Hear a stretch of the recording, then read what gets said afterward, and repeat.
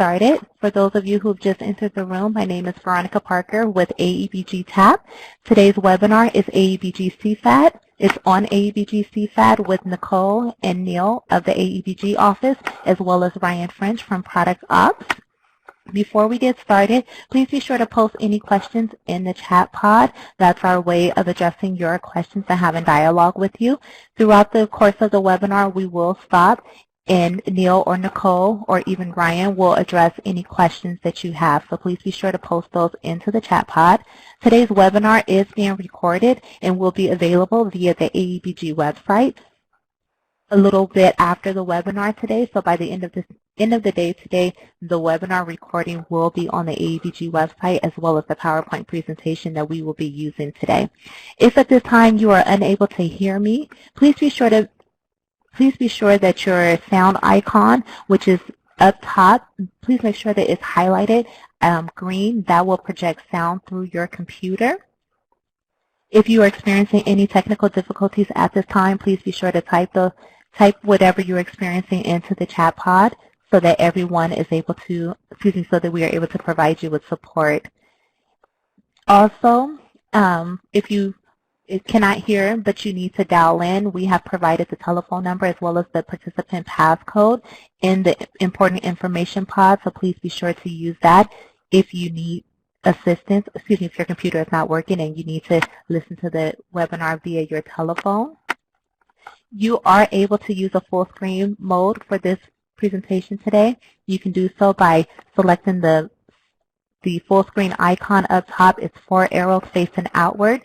If you select the full screen mode, you will not be able to contribute to the chat pod. So if it's important for you to contribute to the chat pod, please do not use that feature. But if you do, and you want to come back to a normal screen, then you can select the same icon, which will now be 4 arrows facing inward, and it will bring you back to a normal screen, and you'll be able to see and contribute to the chat pod. If you have any support requests that you would like addressed, please be sure to reach out to AEBG TAP. You can submit a support request via the AEBG website by selecting the support button and typing in all of the relevant information. We will respond to your request within 24 hours. You can also email us directly at tap@aebg.org, or you can give us a telephone call at 888-827-2324. Immediately following this presentation, an evaluation will appear on your screen. Please be sure to fill out this evaluation. It is important for us to get your feedback on the webinar so that we can make improvements for future webinars, as well as address any technical assistance or professional development needs that you have at this time. So please be sure to fill out our evaluation. If no one's experiencing any technical difficulties, we will get started with Neil. Neil, you can take it from here. All right, thanks, Veronica. I know Melinda is trying to help Megan with her audio, so hopefully they can fix that. So welcome, everyone. This is a little different and a little more updated from the last webinar, which was, just a few weeks ago. So we'll go over the allocation process today. Talk about the CFAD Criterion timeline, which includes the COLAs, which seems to be a hot topic, and then CFAD processing and deliverables, which we've had about 6 people complete their CFADs already, and we're looking to kick back 3 of them, and we'll explain why, so you don't do the same thing that they did to get a kickback. We have some CFAD Q&As, and Nicole will walk you through the screenshots of how to complete the CFAD. And then we'll talk a little bit about the allocation amendments, and we'll walk you through some screenshots of that. And then we'll give you an update on the expense reporting and the general due dates, and answer any other questions during the webinar. So feel free to use the chat to ask questions during the webinar. Ryan from Product Ops will be available to help answer questions. I'll try to take a shot at some of the policy questions, and Nicole is available as well. So let's get started. So the 1819 AEBG allocation process is similar to what we've been doing the last 2 years. The only difference this year is we got a little more money than we used to get the last 2 years. That hasn't changed the process. Also, the Ed Code and the AB 104 legislation has not changed related to allocation processing. So that is the same as we've always done. Somebody was saying, oh, because we're in a planning phase, we don't have to adhere to the prior year funding. But that is not true. We do have to adhere to prior year funding, and we'll get into that a little bit later. But I'm just trying to kind of myth bust some of the things that people have come up with that are contrary to what actually should be going on. So with that, let's take a look at the calendar. So in January, the governor released the state's budget. By the end of February, we got the preliminary allocations out, which included the COLA. It was just one number because this is our new base. So last year, our base was $500 million. Our base for 1819 is now $520.5 million. So we don't treat the COLA separate. It's just part of the base. We got a cost of living adjustment. In March and April, you're going through your public meetings following Brown Act to discuss those 1819 allocation of funds. And then May 2nd, the CFADs are due in NOVA, and Nicole will show you how that transpires. And then in June, if all goes well, legislative approval happens, and then by July 1, the governor signs it. And then by the end of August, we get the schedule sent to controllers for disbursement. So that's been the same process the last few years. That hasn't changed.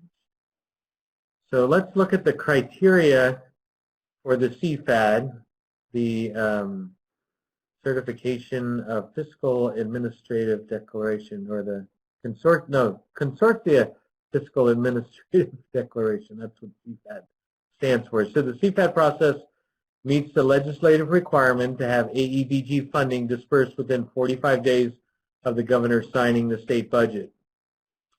So what goes on behind the scenes, once that CFAD hits on May 2nd, then we take those allocations and calculate a interagency agreement between the Chancellor's Office and CDE, and we work out disbursement schedules to fiscal agents as well as direct funded members. Those all have to be in place relatively early, and so that's why we have a May 2nd deadline. Once those are put in place, then we take those schedules and those allocation amounts to the Board of Governors. We get approval to spend that $520.5 million. Once we get the Board of Governors approval, then we can release those. It goes back to the respective agencies. They get it processed. Those schedules get sent over to state controllers. State controller sends it to usually your county offices. County offices give it to the district. So all that takes a lot of time, and that's why May 2nd is such a critical date. And so the CFAD is a one-time process due once a year on May 2nd. So in the past, people were saying, oh, I want to amend my CFAD, I want to change my CFAD. So we're trying to separate that out. So we have a CFAD process, which is a one-time process that's due May 2nd. And then we have an allocation amendment process, which is after the CFAD process.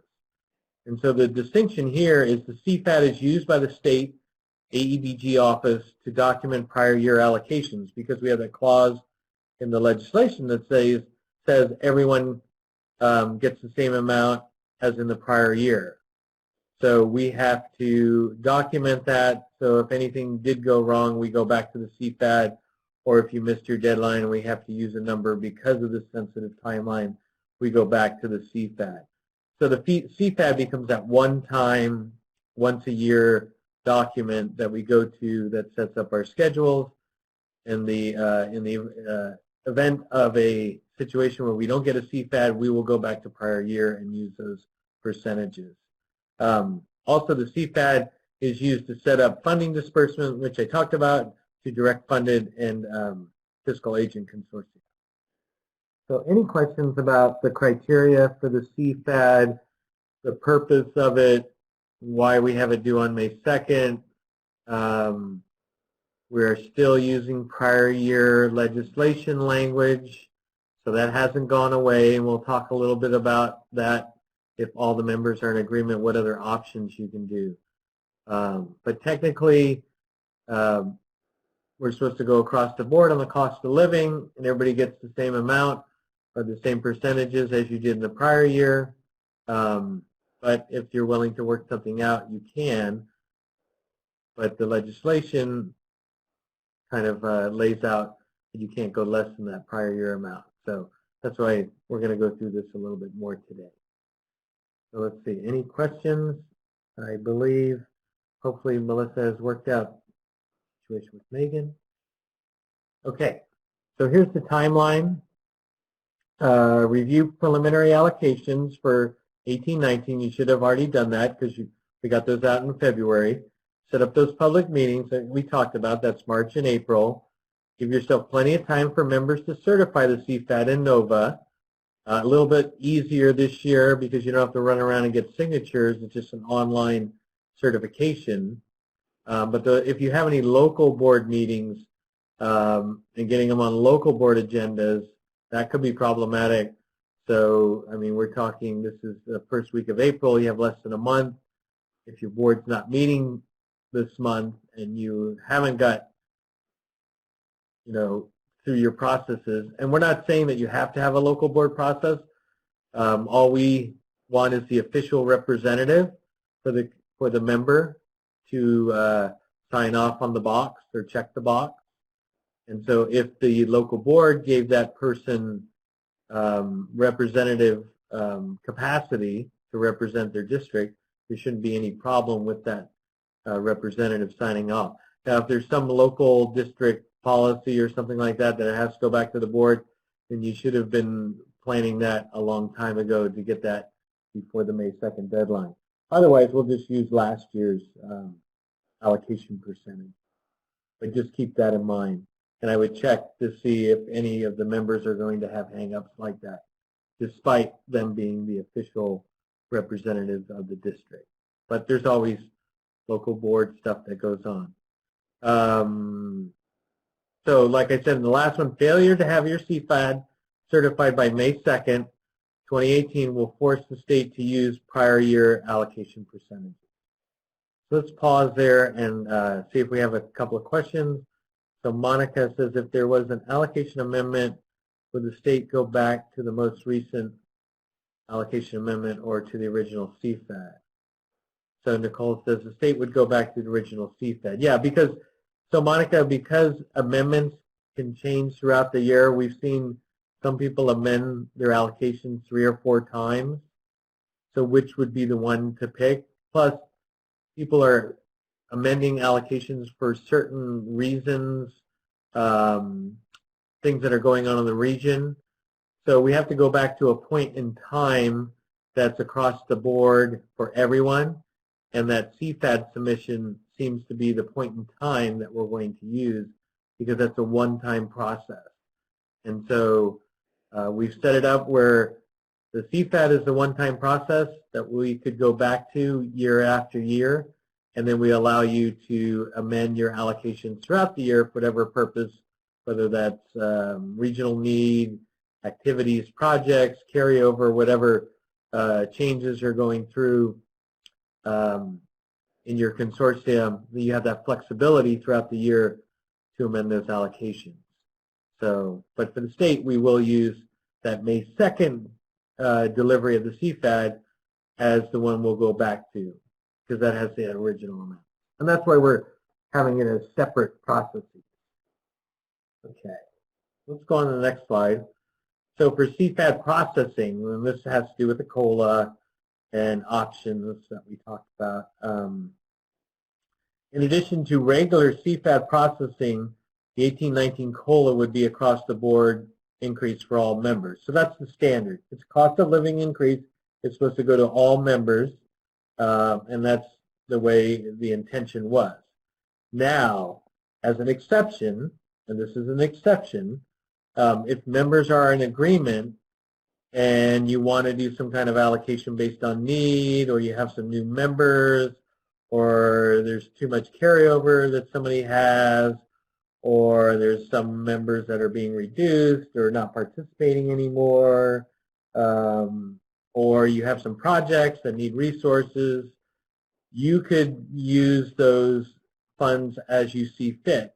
But if you're going to change the amounts and change the allocations and not give everybody across the board COLA increase proportionate to last year, or not give everyone prior year funding, then you have to have all member agreement. You can't outvote somebody. You can't say, well, our bylaws state that, it's a majority decision. You can't do this on allocations for the CFAD, because in legislation it states everybody gets no less than the prior year. So you have to adhere to that legislation. Now we're making an exception that if everyone's in agreement, and when we mean by everybody in agreement, if that CFAD is signed off and certified by all members, that constitutes agreement, then you can do something a little different. And that's why on the CFAD document, everyone will have to fill out that change box explaining why the allocations are different than the prior year and how did you make that decision. So we've had about 6 CFADs come in, and 3 of them are going to get kicked back because they didn't explain, or they said there were no changes, even though all their allocation amounts are different than prior year because of the COLA. Some put maybe 3 words in there that didn't make any sense, so we're kicking that one back, and some didn't put anything. So when you look at the CFAD and Nicole shows you the screenshot, you will see a change box, and that change box is supposed to be used to explain the allocation process for the COLA, or the allocation process for a different allocation process than somebody's getting less than prior year. So you have to tell us, okay, this is how we're doing our COLA, or if we completely changed our allocations from prior year on top of the COLA, this is how we did it, everybody was in agreement, this is why we did it.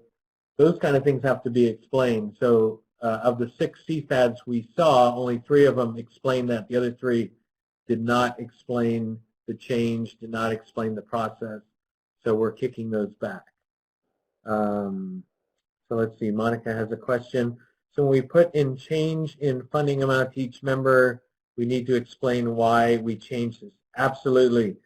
You have to give us the details of if you look at all your members and they all have different amounts in the prior year, you would have to go in and say, as a consortium, we met and we decided to do a proportionate increase in the COLA similar to last year's percentages. Everybody agreed upon that, and that's that. You got to give us a little bit more detail. Now, if it's more than just a proportionate share increase and you brought in a new member, so let's say you have a member that wasn't there receiving funding last year, you got to explain that as well. So why did member X all of a sudden get $100,000 when last year they got nothing? So how did you do that? So you have to explain a little bit of what went behind the scenes of your fiscal decision-making process so we can understand that.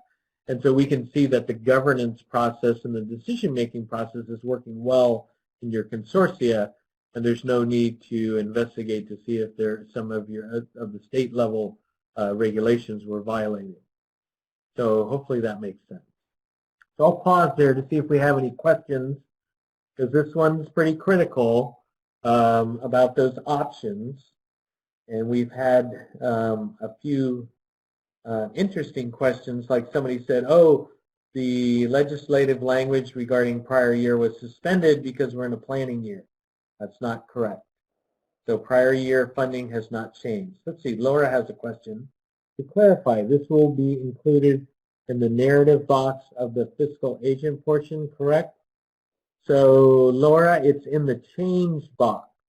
And Nicole will show you the difference between the narrative box and the change box. So there's 2 boxes. The narrative box, we're not, because it came out kind of late, you can or cannot, you don't need to fill that out if you don't feel comfortable with that, because we added it on at the last minute. The change box, you would have to be required to complete. And you'll see on the screenshot the difference between the narrative box and the change box.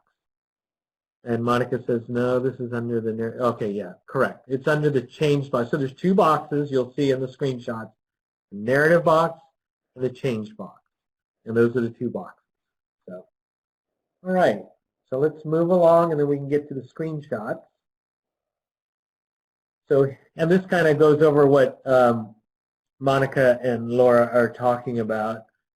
So when you submit the CFAD, you'll have, the first thing you'll have is showing the 1819 disbursement or distribution of funds to each member of the consortia. And this is where you'll see, oh, it's different than the prior year.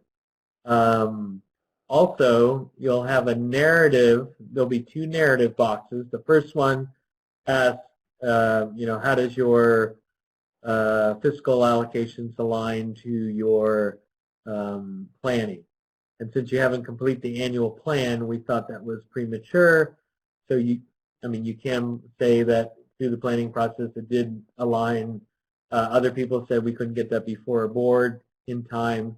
So we're not mandating that you fill that box out, and we're going to put something similar in the annual plan due August 15th for those that couldn't fill this out now. And so that's the first box that's optional. And then the second box is the change box that will say, oh, is there any fiscal changes related to your structure? Did you move from fiscal agent to direct funded, or did you move from direct funded to fiscal agent? So that's one change that could happen. Maybe you changed your fiscal agents. It used to be member X, and now it's member Y. So that's another change that would have happened. And then the last change that could happen is prior year allocation amount. Is it the same as the prior year according to the legislation, or is it not? And then so that's where you would explain, oh, yeah, we got a COLA, and we used a percentage proportionate share to prior year. So everybody got the same amount, and they just got the increase based on their percentage. Or we had 3 new members, and people chipped in to the pot, and we divvied that up with the new members, and this is how we did it. So that change box is your opportunity to explain all those kind of fiscal changes there. And then the last part is having the members certify this document. I'm sorry. So, and then also you would designate your fiscal structure, and I kind of went over that, I think. And then lastly would be the certification by the members. So let's pause for a second and see if we have a question from Emma. Niall, and Neil, but anyway, I know Emma, so it must be a spelling mistake. The narrative for explaining a new member being funded, are you requesting high level or detail? So right now we're not requesting, for new members being funded. I think high level, just so we have a good idea of how you're doing that. I don't think we want specific, details like, oh, we're going to get $100,000 and $50,000 is capital outlay and $40,000 is instructional salaries and $10,000 is supplies. I don't think we want that level of detail. We just want, oh yeah, we brought in member W because they are offering, adult services in a region that we've never served before. So we look forward to having them on board, something like that. Just giving us an idea. So Monica asks, we made many allocation amendments, which we were previously calling CFAD amendments. So I have to now go in and re-explain all the changes from the original 17. Nicole's correct. You should only need to explain changes made for 1819 CFAD allocation. So when Nicole goes over the allocation amendment process, that's going forward for 1819. And that will reflect any changes for the year 1819, whether you're using, prior year funds or new funds. That would cover those type of funds. You don't have to go back historical historically and change everything because we use the CFAD process. This is a new process going forward as we implement NOVA. We'll implement new process with this. It makes it simpler, makes it easier for us to track things. So Monica, you don't have to go back and re-explain anything. And Emma, that's okay.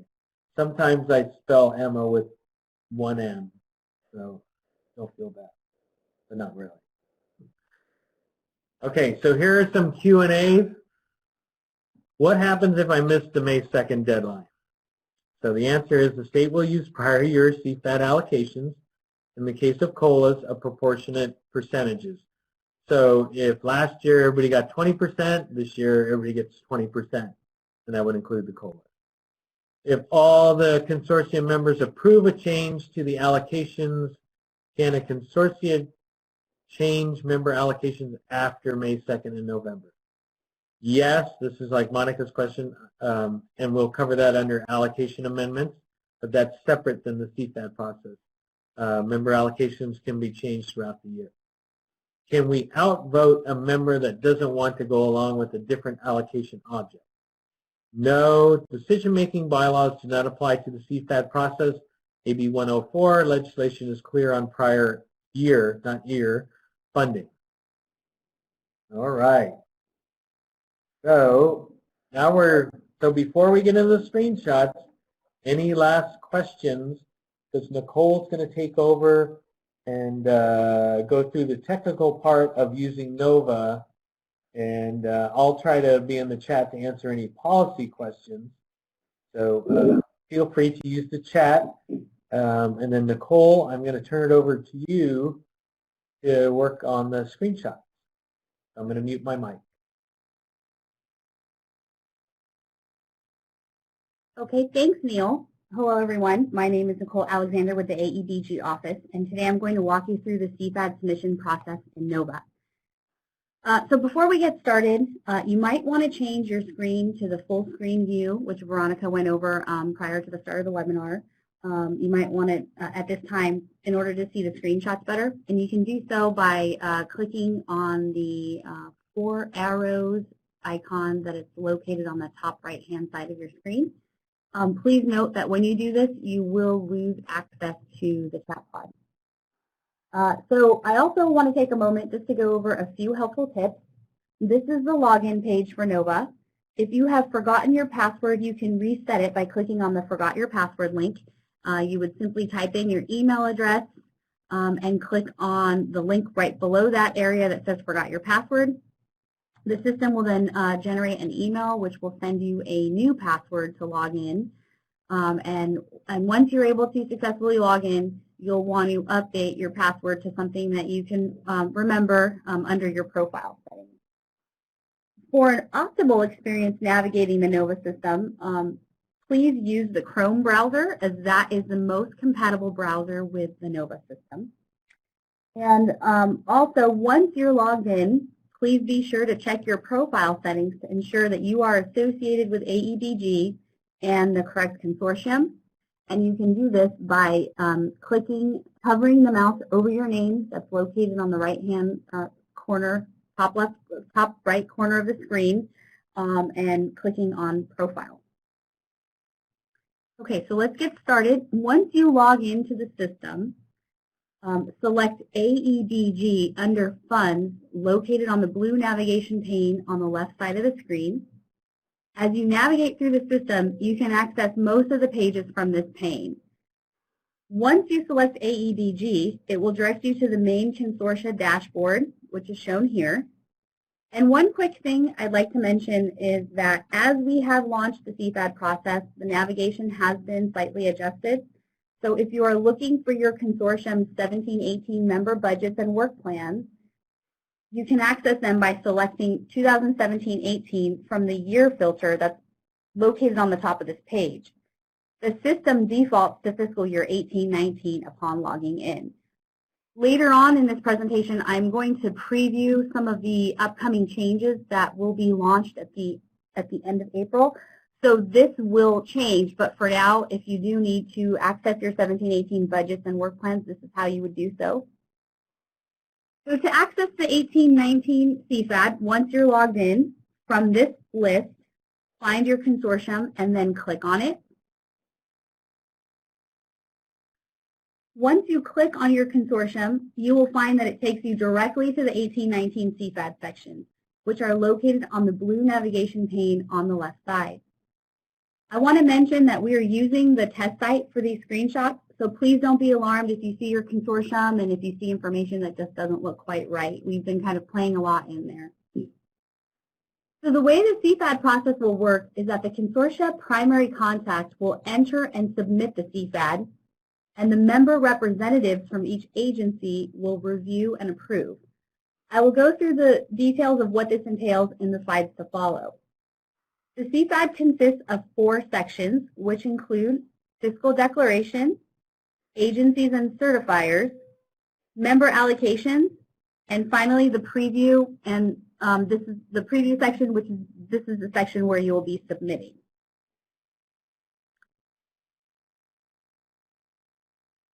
Okay, so once you click on the Fiscal Declaration section from the left blue navigation pane, it takes you to this page. I also want to note that as you are navigating your way through the CFAD submittal process, the top right side of the screen displays what stage you're in, and so that you can see right now we're in the draft stage and this has not been submitted yet. In this section, it is asking you to either confirm your current disbursement method or change it. So you would select yes to keep your current method or no to change it. I want to point out that this section is very important because once you select how your consortia will receive funds from the state and the CFAD is finalized and submitted, you cannot change it until next year's CFAD process. So as Neil mentioned, you can change your allocations after you've submitted the CFAD, but you cannot change the way in which you will receive the funds from the state because that's kind of already in motion. And that process has already been set. So if you're direct funded and you have change in allocations, you'll have to work among your members to get the change of funds actually transferred to each of the members. Okay, so this slide shows the selection of yes to continue with the current disbursement method, which in this case is fiscal agent. You will notice a message in red confirming your selection and the option to go back and change it by clicking on undo. So if you've accidentally clicked the wrong button, you can always go back and undo while you're still in the process. In this example, the consortium has opted to continue with their current disbursement method, which is fiscal agent. And if your consortia selects fiscal agent as the disbursement method, you will be prompted to select the agency that will serve as the fiscal agent from a drop-down list, which is shown here at the top of the screen. This section also includes text boxes for you to enter a narrative justifying how the planned allocations are consistent with the annual adult education plan, as well as describing any changes and the rationale behind such changes, which I believe Neil went over previously. So you will find the narrative boxes and the changes box in the section for fiscal declaration. And as Neil already mentioned, because of the COLA this year, everyone will have changes to their allocations, so everyone will need to fill in the narrative for the changes box, which is located at the bottom of this screen. Okay, so this slide shows the selection of no to change the current disbursement schedule. If you select no, you will see a bright orange message box appear requesting that you confirm this change. This is just to make sure that you're understanding that you are changing things for this upcoming year.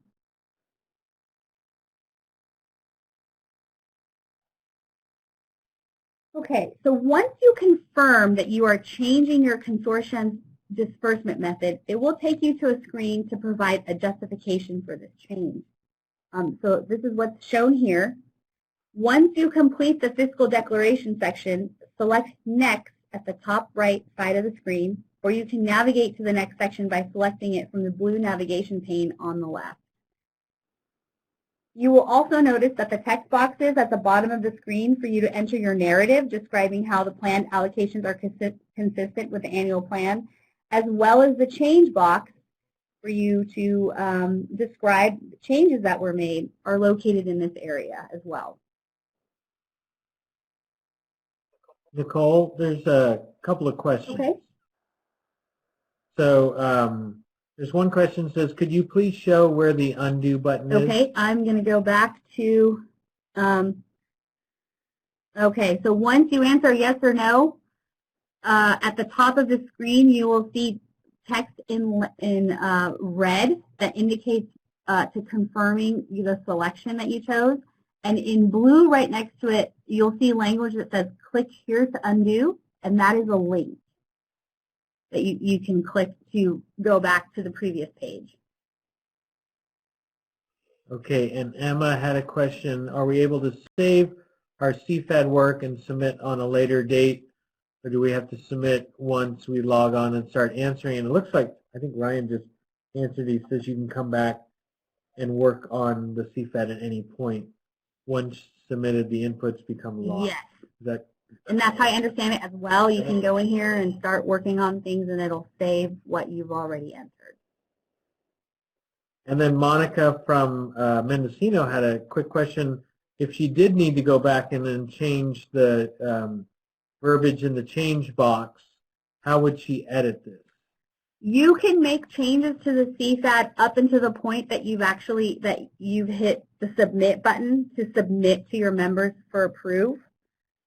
If you've already submitted it to your members to approve and you do have to make changes, the best way is to have one of your members reject it.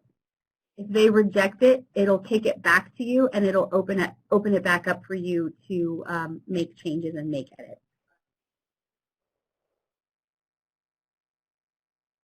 Great. I think that's all the questions right now, Nicole. Thank you. Yeah, so I'm going to go back to where we were. Okay, so this shows the agencies and certifier section. And in this section, it's asking you to confirm the member agencies and the representatives of your consortia. And these are the people, these are the individuals that will need to approve the CFAD once you've submitted it to them. If this section shows a red exclamation point instead of a green check mark on the blue navigation pane that's located on the left side, you have a member agency that does not have a member representative identified to certify. If this is the case, you will need to add a member representative by clicking on the Add Certifier button, which is located on the left side of the screen under that member agency. So every member agency has a button to add a certifier for that particular agency. And we'll go through this step in just a minute. All member agencies need to approve the CFAD regardless of whether or not they receive funding. If you're looking through this section and you see a member listed that's no longer participating and no longer a part of your consortium, you can delete them by clicking on the delete button that's located on the top right side of the box for that member agency. This will then make them inactive. So when you're going through this section, you want to make sure that the appropriate people are listed as the member representatives for the agency. You want to make sure that each agency has a member representative listed, and you want to make sure that all of your members that are listed, member agencies that are listed, are correct. And in cases in which you have more than one member representative, this is definitely okay. Both individuals will have the ability to approve or reject, and the system will accept whoever gets to it first. So only one person needs to approve or reject the plan from each agency.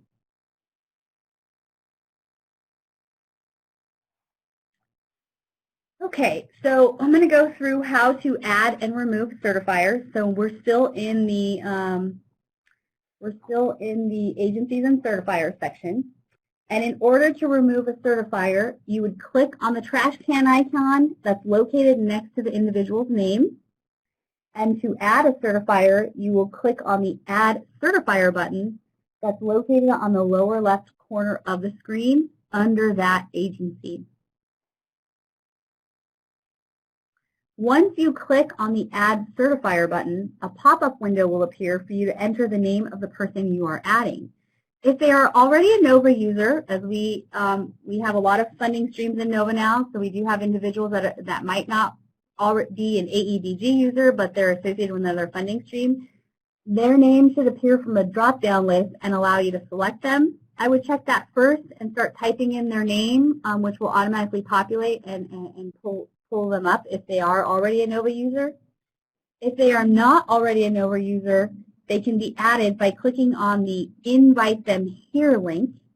The Invite Them Here link is located at the top of this box, right after the sentence that prompts you to add someone. At the end of that, it's located in blue. It's a hyperlink that says Invite Them Here, and you would click on that to then take you to the section to send them an invitation. So once you click on the Invite Them Here link, a pop-up window will appear for you to enter their first and last name and email address. These are the fields that are required to send them an invitation. We do have title and phone number listed. If you don't have that information, that's okay. But the fields that we do need entered is first name, last name, and email address. Then you would click on Invite, which is located on the bottom right side of the pop-up window. And this will then send this individual an email with instructions to become a NOVA user and a link to log into the system.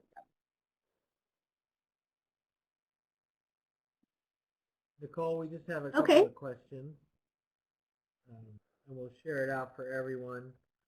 So, is the certifier the voting member? And I responded that that's up to the consortia and the primary to decide, who is the official board approved voting member.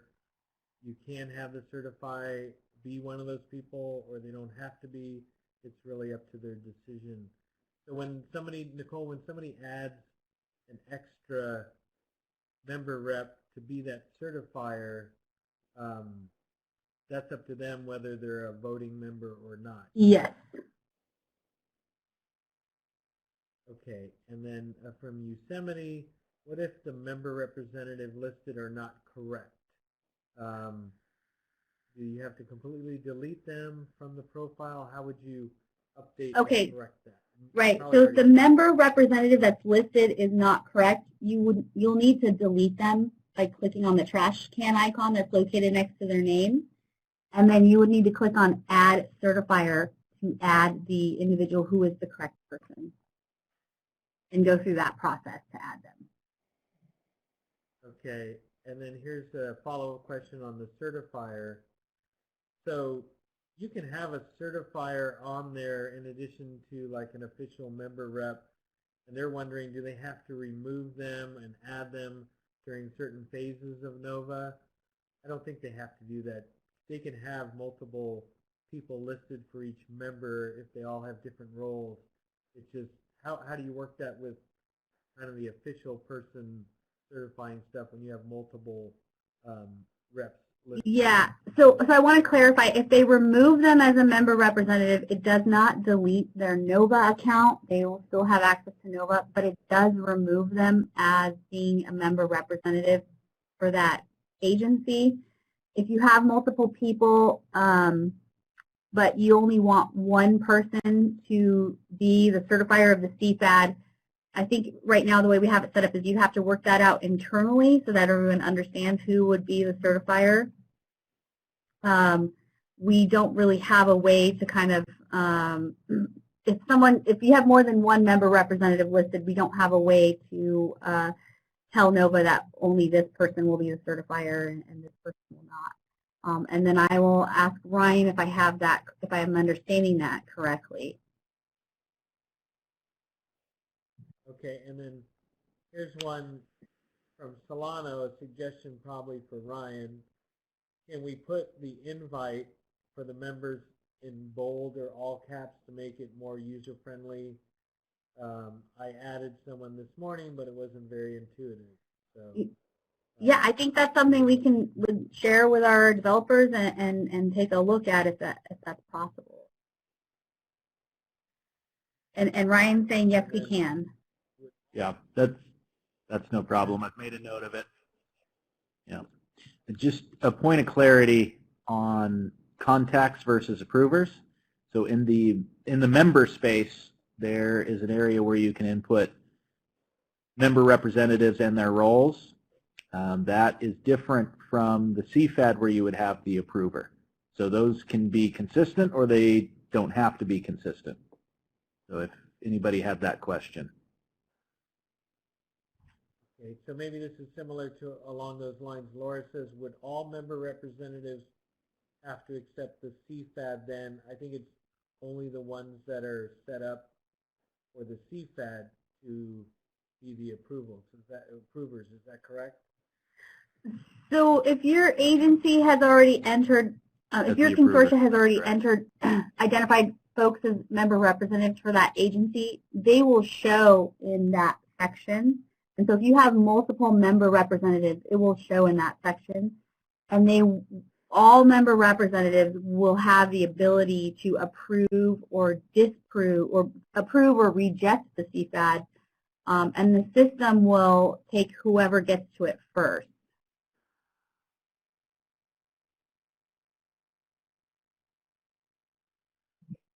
Okay, thank you.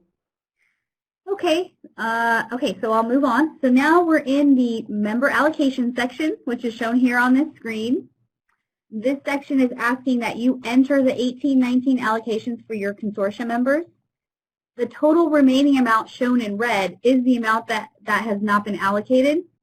And as you enter the member allocations, the total remaining amount will decrease. So it'll kind of tally it for you as you're entering in your allocations. And when you have completed this section, you should show $0 under total remaining. And this shows that all of your funds have been allocated out. This screen shows an example of what this section should look like as you are entering your allocation amounts. So as you can see, in this area, we've started entering allocations, and there's a little bit left under total remaining. And this screen shows what this section should look like after you have completed entering your allocations. And you'll notice that under total remaining, it shows as $0.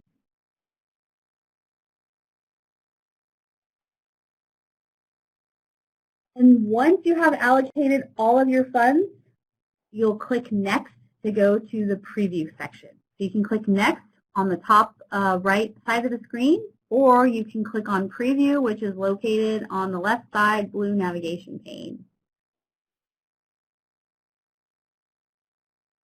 Okay, so now we're in the Preview and Submit section.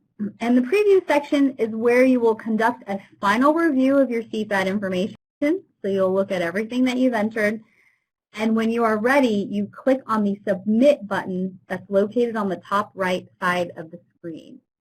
There's also a function here. If you'd like to share your CFAD as a PDF, you click on the Share PDF button, which will then generate it into a PDF form that you can then share with others. And once you click on Submit, a dialog box will appear for you to confirm that you're submitting your CFAD, and it will also allow you to add comments to send to the member reps. This will then generate an email to your member representative, and the language that you put in the comment section will also be included as part of that email. And once the CFAD has been submitted, you will see the status on the top right side of the screen appear as submitted. So this means that the consortia primary contact has submitted the CFAD, and now the next phase is for the member representatives of the member agencies to approve or reject.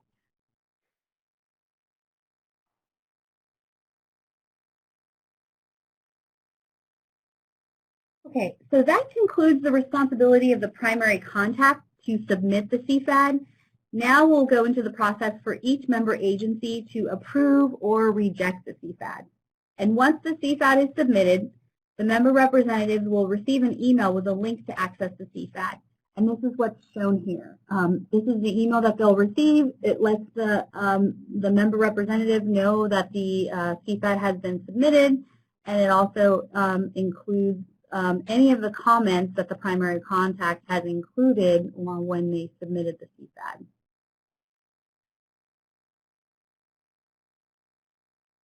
Okay, so now we'll go into the member review and approval process. The link in the email that the member representative receives will direct them to this page, which shows the CFAD and the approval status of each member agency. If you are a member representative, you will only be able to reject or approve the CFAD on behalf of your member agency. And one question that came up in the webinar we had a few weeks ago was that member representatives can access the CFAD through the link in the email. They can also access it simply by logging in and navigating to the CFAD. They can still get to this page. So there's kind of two ways. The email is also meant to be a notification, and hopefully it will be helpful. You find it helpful to notify you that it has been submitted and kind of a flag that you need to go into the system and review and approve.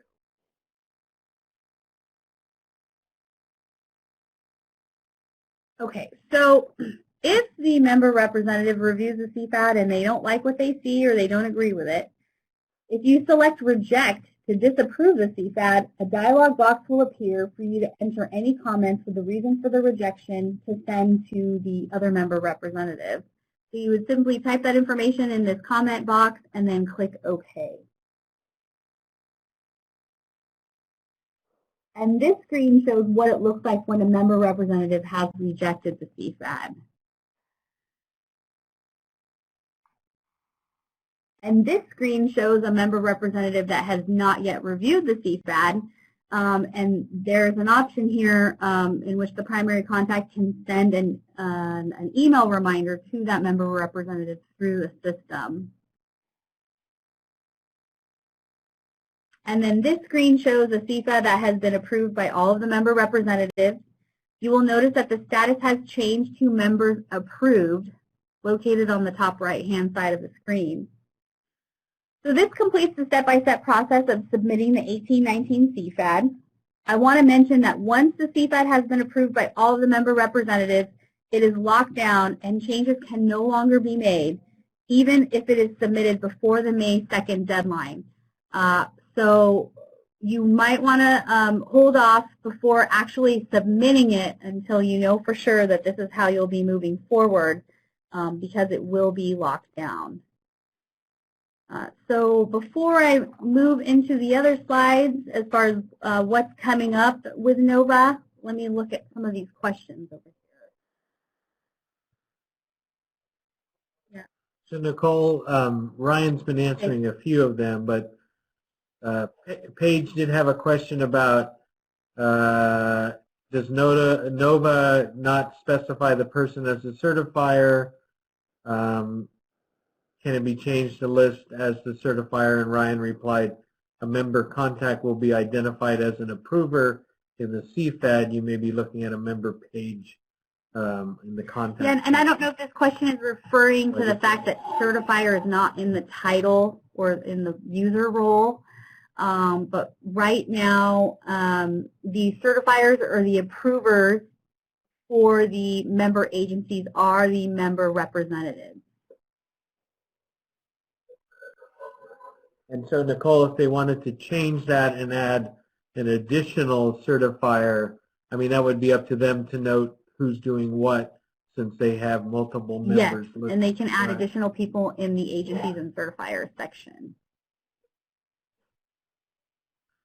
Okay, and then Monica asked, and I think Ryan answered this, once the CFAD is rejected, I will be able to edit anything on the CFAD? Yes, that's Is that correct. So if you need to go back and make changes, yeah.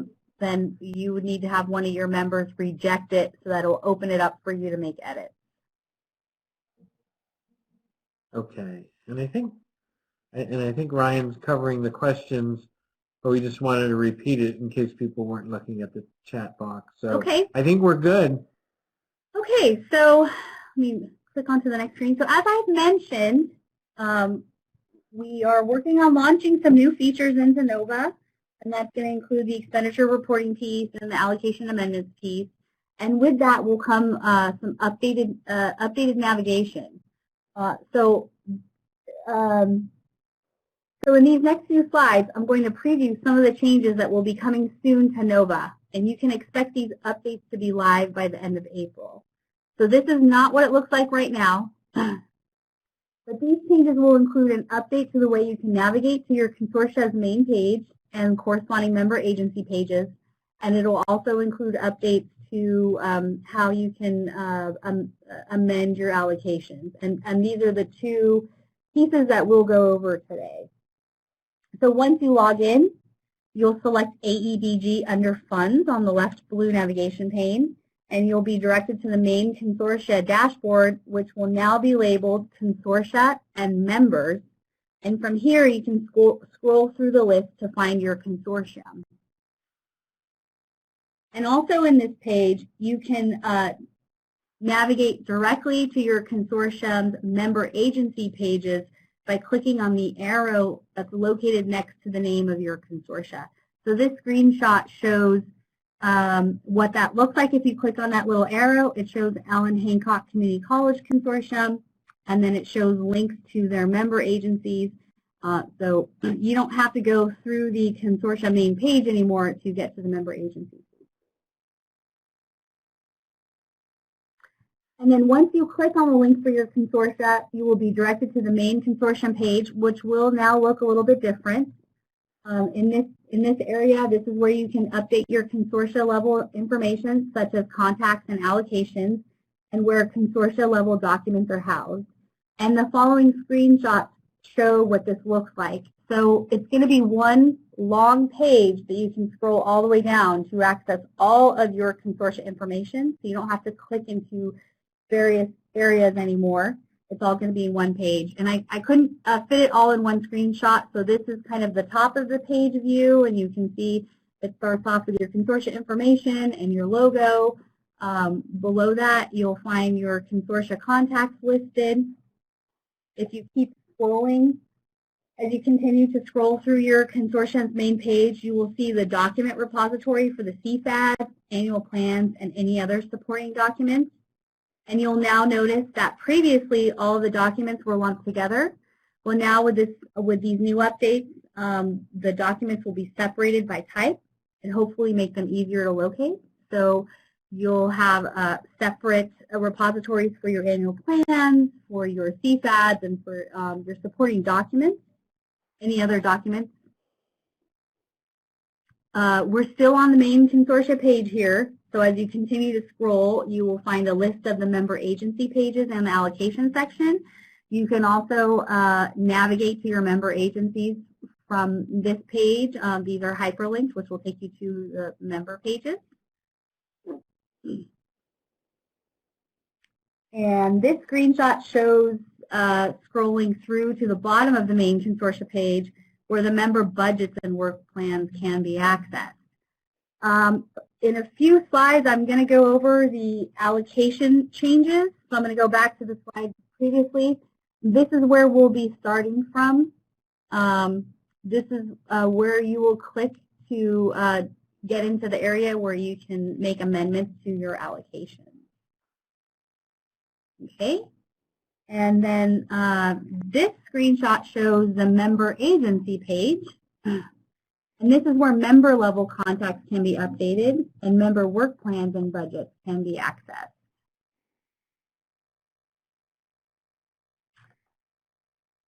Okay, so I think Neil has some information to share, so I'm going to hand it off over to Neil and he's going to discuss allocation amendments. Thanks, Nicole. We did have one question for you. To clarify regarding the CFAD, once everyone certifies it, is it automatically submitted? So for any changes to be made, someone has to reject it so the primary contact can go in and make changes? Is that right? So I have a question too. So if it's officially submitted, once everybody certifies, can they still reject it? I thought you were saying it locks. So what happens after it locks? How do you get Once all of the unlocked? members approve the CFAD, then it's locked down and we can't go in and make changes.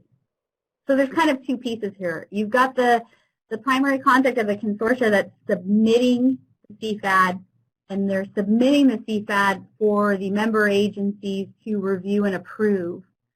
In order to unlock it, so at that time, if it's just submitted, it can still be unlocked, but the only way to do that is for a member representative to reject it, which then unlocks it and opens it back up for the primary contact to go in and make edits. If all of the member representatives have approved it, then it becomes locked down. So what happens if the state reads something and says, you know, we don't like this? Is that something we have to talk to Ryan about? Yes. Okay. So Monica's question is, what happens if it is sent back to us from the state? I think we'll get back to you on that. We will have to, if there's some more information that we need, we'll have to work with you on that.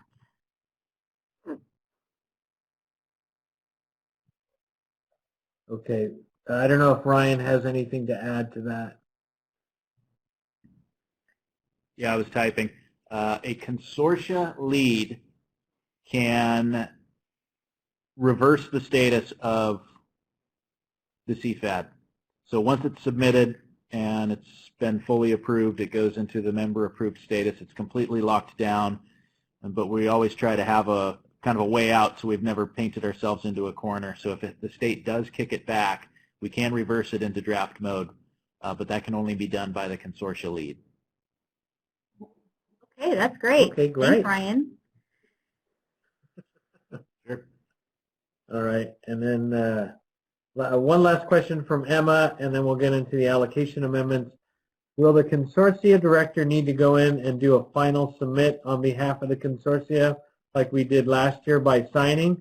It doesn't sound like they have to do that anymore, right, Nicole? No. So the consortia, the primary contact or consortia lead submits it. If all members review and approve, then it's done.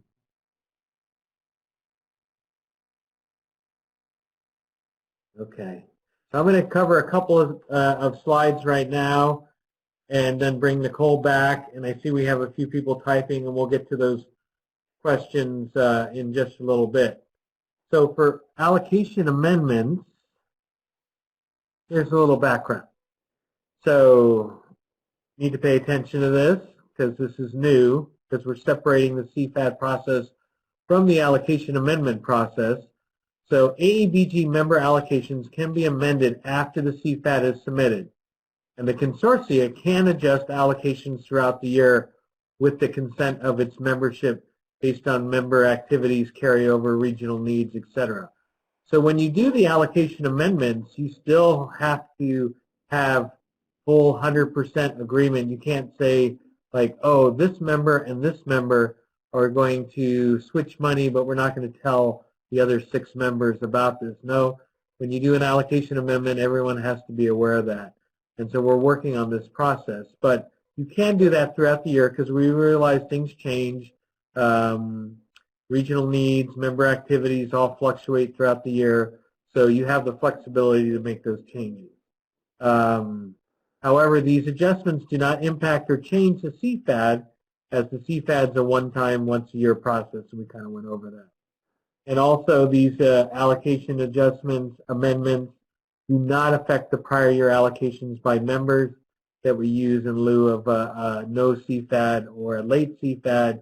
We go back to prior year funding. These amendments on the allocations aren't affected by that. Okay. So the second slide on this, this is related to direct funded members. So everyone, direct funded and fiscal agent, can do allocation amendments. It's just harder for direct funded members to do so. Because if you're direct funded, you have to move money around. So the way the state works, and I went back to the first slide where we talked about the calendar, and so the governor signs it July 1, right? We have 45 days or so to get these schedules to controllers, and then controllers starts dispersing the money. Per the legislation, the disbursement goes out in 11 installments. So the first installment in August would be a 2-month installment, or if it doesn't get out until September, it would be a 3-month installment. And then every month after that, it's a 1-month installment until June. So during that August to June disbursement process, from controllers to county office to members' districts, if you're going to amend your allocations, it's going to be difficult if you're direct funded, because that money is going to each member directly. So you would have to work behind the scenes on your own to transfer money back and forth among your members to align with the allocation amendments you're making in NOVA. So just keep that in mind. Members, like the second bullet says, members would have to transfer funds to other members, as the state would not alter its disbursement schedule once the May 2nd CFAD is submitted. So we'll continue to make those disbursements because that's on a schedule that was given to controllers, and they set that up, and it goes on autopilot every month until June. And so if you do want to make allocation amendments and you're direct funded, you would have to work out how to transfer that money so it reflects the actual amounts that are shown in NOVA based on that allocation amendment. So let's pause there and see if we have any questions. So these are more, anything on the allocation amendments. Maybe we'll have Nicole kind of show us some screenshots of how that's going to look. So Nicole, do you want to take over and kind of walk them through this, and maybe we'll get a few more questions on that? Yes. So this screen shows how to make allocation amendments, and to change your consortia allocations, you would navigate to the allocation section on your consortia's main page, which is shown here, and you would click on the link that says click here to amend members' allocations. And this link is located in the allocations box right below the text that says allocations. There's language that says click here to amend members' allocations. That's in blue, and it's a hyperlink. You would click on that. And once you click on that link, you'll be directed to this page, which will allow you to update your 17-18 allocations and click Save. And once you click Save, the affected member budgets will automatically be open to complete budget revisions based on the changes that were made. And we'll go over on how to complete a budget revision in NOVA in a minute, but I believe first Neil has some information to share regarding expense reporting.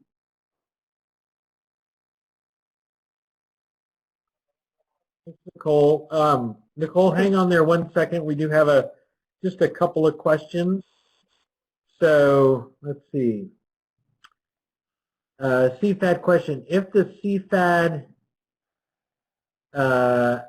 is rejected by AEBG and sent back for changes, does each member have to recertify?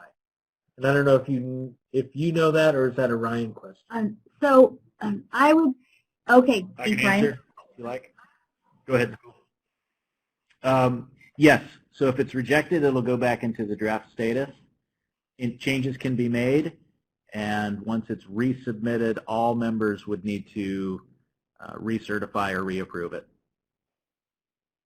And Ryan, what's the time frame, or is that subjective based on what it was rejected for to submit? Do we have a deadline for resubmission? Well, sounds more like a policy issue. If we want all of these completed by May 2nd, then I would certainly try to have them submitted well prior to that. So if there's any debate or changes required, that rejection, change, resubmittal happens prior to May 2nd. Yeah, I think Nicole and I were talking about this earlier, and I think it would be a case-by-case basis, because if it's based on the allocations, we would need that by May 2nd most definitely. If it's explaining the change, that doesn't affect the allocation amounts, but we do want to see that the explanation is accurate. So I think we'll deal with that this first go around kind of on a case-by-case basis on some of those narrative type ones we kick back. But for allocation information, we need that no later than May 2nd, or we revert back to prior year CFAD. Yes, I would agree with that. So I think for this year, we might have to work with you one-on-one. We definitely need the allocation information and the disbursement method by May 2nd. If it's a matter of narrative that we need more information on, we can work with you on that. Okay, and then Whittier Adult School says, at the beginning of the process for the CFAD, we are asked whether our method of fund distribution is going to change. If we are not going to change the method, direct funded or fiscal agent, we will say no. But then go ahead and complete the change box to describe how the COLA is being distributed to other or any other allocation changes, right? I think that's a correct statement. Yes, that's correct. So the changes box is available to complete regardless of whether you're keeping your disbursement method or if you're changing it, because the changes box is, really referring to any changes that you've made in, your fiscal structure or your allocation. Okay, so here's a tricky one from Solano. We might have to think about this. So if our consortium that is direct funded decides to use the COLA as a pot of money that members need to apply as a proposal, all of the COLA funding would need to be allocated to the member holding the consortia funds. We would need a consortia level member to separate the consortia funds from the member funds on the NOVA system. They are separated at the district, but it's not transparent in NOVA. So maybe that's one of those edge cases we have to think about how to set that up for them. I would have to say, because we need to determine the disbursement method and we need to determine who's receiving which funds and how they're receiving it, that I think in this case there would need to be a member agency selected that's holding these funds, because yeah, I think we'll just deal with that on a case-by-case basis, maybe set something up with Solano, a conference call to walk through that process, and we can have Ryan on the line maybe to see how we can set that up. So we'll get back to Solano. Feel free to email us at AEBG-TAP to set that up. Okay, so moving right along. We got about 15 minutes, and we're doing good on time, I guess, because we're kind of at the end. So just quickly, here are some of the due dates coming up. June 1st, expense reporting and budget changes due for Q1, Q2, Q3. Nicole's going to talk a little bit about the budget changes, and we'll give a little bit more information on expense reporting. Then August 15th, you have your 18-19 annual plans due in NOVA. September 1st, you have your member end-of-the-year financial reports due, which would include your Q4. Consortiums would certify that 30 days after. Consortium would also certify those June 1st member reports by the end of the month as well. And then September 30th, we start with the 18-19 member work plans and budgets. Those are going to be due for 18-19 funds. That'll be due on September 30th.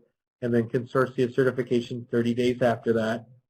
And then you have December 1st, Q1 for 18-19 program year funds, which would include any carryover, expenses due by member, and then consortia certifications by the end of the year. So just a heads up, with the fiscal stuff, quarterly reporting, you're going to have something going on pretty much every month. Okay, and then expense reporting, and we'll have Nicole talk about budget changes, but we're currently working on programming, and she'll give you a preview on that. And I talked about the due dates for the Q1, Q2, Q3. We do have the threshold of 15% for budget changes, and we do have targets for spending of the 16-17 carryover and 17-18 for Q4.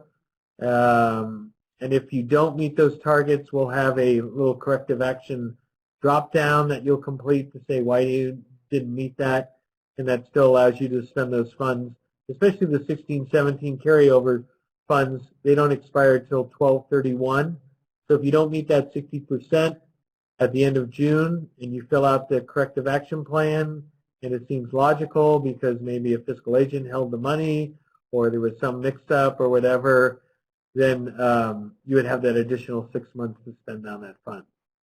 But we don't want you to get in the habit of continuing to use carryover money or use prior year money, and that's why we're putting those spending targets in. But since this is the first time, I think we're going to have a lot of people missing that 60% target.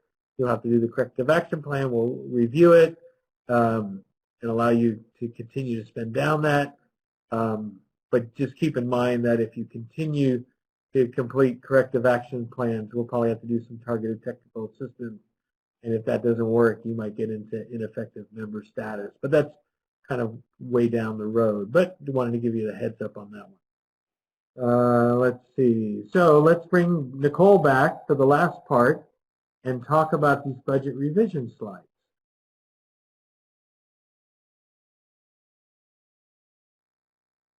Okay, thanks, Neil. Yeah, so I think there's some questions, but I'll go through the budget revision slides, and then we can get to some of the questions that have come through.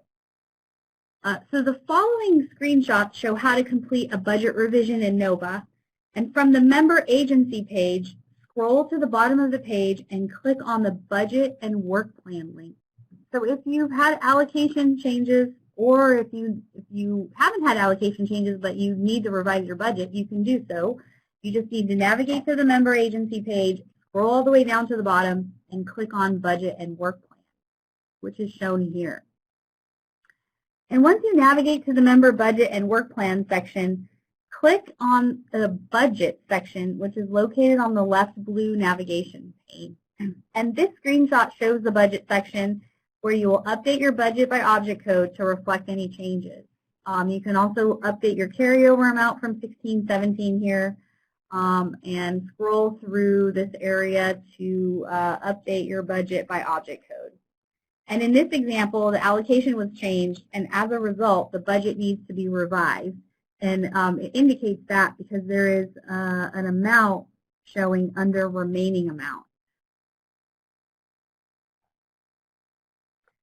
And once you have revised your budget, the amount listed under remaining amount should be 0. This indicates that your budget balances with what the allocation is. So these were the slides that went over the budget revision process. I believe Neil has some information to share about the end of year financial report, and then hopefully we can get to some of these questions that have come through. Okay. Thanks, Nicole. And for Solano, I responded to an email today from Christine. And Nicole's going to walk you through how to add that member and how to set that up and how to log in, how to use the credentials and stuff like that. So we'll do that offline. And we just couldn't get to you today because we were getting ready for this webinar. So she'll respond to you later on today and walk you through that process. And Emma, on the separate line to NOVA for fiscal agents, let's talk to Ryan about that, and we're going to huddle next week and see what we can do about this issue with consortia level activity separate from member level activities. And then lastly, we just wanted to give you a preview for Q4 and end of the year financial reporting, which will be due by members September 1st. So this is what we're going to be working on programming for NOVA is you'll have your expenses by program area for the 17-18 calendar year, school year. We'll have leveraged resources and fees for the 17-18 school year. We'll have consortia level budgeting expenditures. We'll also have your Q4 and final expenses for the program year. We'll have any carryover funds from 17-18 into 18-19. We'll have any corrective action plans for members not meeting the 60% on spending carryover or current year funds. So that will all be part of that end of the year financial report due September 1st. And that's just a preview on that. We're going to have another webinar in a couple of weeks to give you more updates. And hopefully we'll have more to share on expenditure reporting, because that's around the time that we'll have finished the testing and gotten user feedback, and we'll be able to provide maybe some previews and screenshots up to what those expenditure reporting screens are going to look like.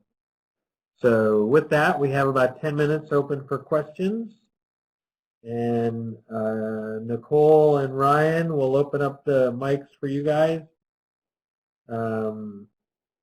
Let's see. So Paige has a question. So we had a member that changed their carryover after last September and now wants that carryover amount changed in NOVA next. So I think, Ryan, that's the situation where they do a budget change. Is that correct? Yeah, that would be correct. Okay, so follow that process. Yeah, it's not a CFAD change. It's not a allocation amendment change. You would go back into that budget that you created for 17-18 that had the carryover amount, and you could make a change to that budget, and that would allow you to change that carryover amount. And we could walk you through that. Correct. Hey, yes, and I just wanted to clarify, you would not add that to the 18-19 CFAD. Right. Okay, here's one from Sherry. My question has to do with extra funds from our 16-17 allocation that was given to 4 members in 17-18. I might still be stuck in rollover idea of funding, but since I can't go back to modify the CFAD for 16-17, I will add extra funds that were given to the 4 members for 18-19. Also, there is a extra school district listed on 16-17 column, which makes it show we are overspent by $40,000. So Sherry, with all that, I mean, just to kind of separate that out, so like Paige is doing, she using the budget change process, she can go back in and change that 16-17 carryover. You don't really want to go back in and change the CFAD or anything like that, because the CFAD is a one-time process, and so we're keeping that separate from the allocation amendment.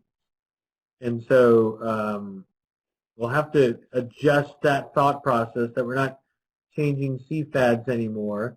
It's allocation amendments. So you can go back and change that, and Nicole can walk you through that process of updating your budget from 17-18 that will allow you to change your 16-17 carryover. And then the question about adding extra funds to 4 new members for 18-19. So all you're doing in your 18-19 budget is you'll have your carryover and you'll have your new funds for 18-19. So, but we'll be available to walk you through that. It seems like you have several things going on at the same time there. So Nicole or Ryan, anything to add on that? Yeah, I just wanted to clarify and make sure that the funds from 16-17 should not be added to the 18-19 CFAD. You can take care of that in the budget revision section and adjust the carryover amount. And that functionality will be available at the end of April. So it's not available just yet, but at the end of April it will be. And at that time, I'm happy to help walk you through that. And we can get on the phone and do it together. Okay, thanks, Nicole. And then we have looks like the last question maybe from Kathy. Where would you show the expenditures from 16-17 if you made the changes? So the way I would answer that is, so the way we set up the 17-18 budget that you completed in December, that included your 16-17 carryover, and your new funding for 17-18. So what was showing for 17-18 budget was your carryover plus your new funding, giving you a total for the 12-month calendar or school year.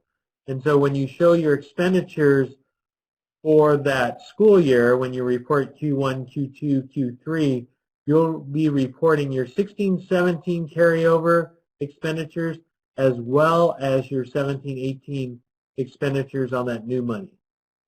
That's correct, right, Nicole and Ryan, I would assume? Yes. Okay. Yep, correct. All right, so hopefully that answers Kathy's questions.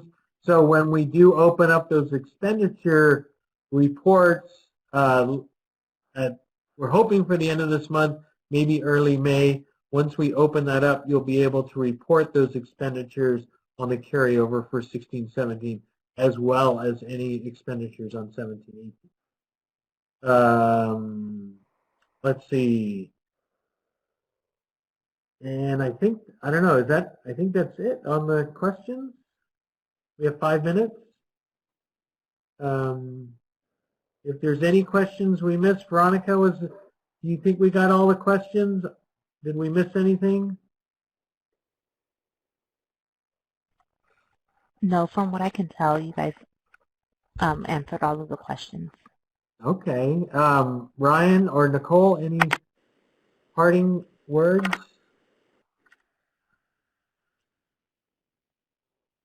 Well, No. I just want to, I want to thank Veronica for and AEBG TAP for everything that they do with the webinars, and everyone for attending. And Ryan, thank you so much for taking time to be on the webinar to help us with some of these questions. And Sure. Thank you, Neil. Yeah. All right. Well, That's good. hopefully when you think about webinars, you think about the AEBG NOVA webinars as the cutting edge, top of the charts webinars. And hopefully we are the leading webinar presenters out there. Just kidding. But we appreciate all your participation, hanging in here for an extra 30 minutes today.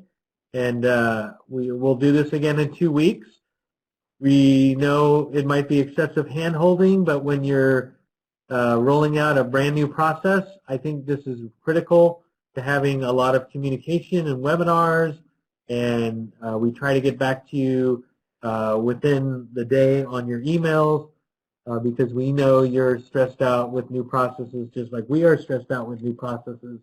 So we'll try to make this as painless as possible, or at least we're all in this together. So we really appreciate everybody for being on the line, and thanks once again to Ryan and Nicole for today, and Veronica and Melinda for pinch hitting behind the scenes, and AEBG TAP. And we look forward to talking with you in a couple of weeks. If you need to, you can feel free to email us at AEBG TAP between now and then. And we've already got a couple of things we're going to be walking people through. So look forward to that. Thank you so much. And Veronica, any last words about the evaluation? Yes, so once I close out the webinar for today, an evaluation will appear on your screen. Please be sure to fill this out and let us know what you thought about this webinar, as well as any comments for improvement, as well as technical assistance and professional development needs that you have at this time. In addition, in the chat pod, I put the URL for our registration page. We do have quite a few webinars in the coming weeks. Next week will be focused on the April 30th AEBG Quarter 3 data submission. So we do have classes on Wednesday and Thursday with student data reporting webinars, so please be sure to register for those and attend. And we have other webinars that have to do with professional development as well as policy and other data-related webinars, so please be sure to register and attend all of those. Thank you all so much and have a great day and weekend. Goodbye.